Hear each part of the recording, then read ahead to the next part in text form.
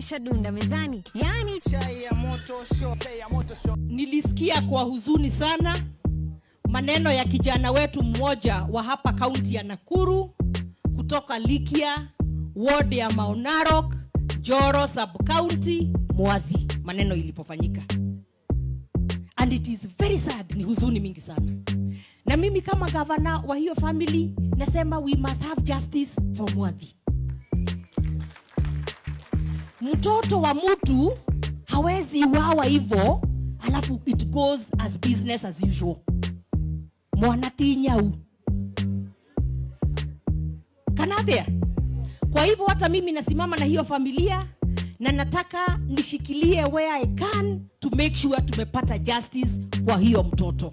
Na mwenye walimfanyia vitu mbaya kama wako after the investigation, they must face justice. Hakuna two ways about it. Si ndio hiyo?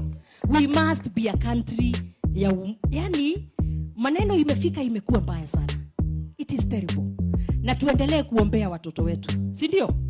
Kwa sababu kuna shida na families are suffering. Na kuna watu wamejifanya kama wanyama.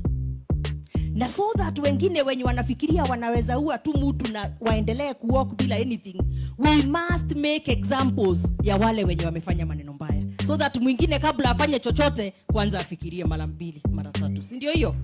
Kabisa. So we are together na lazima hiyo tusukume pamoja kabisa.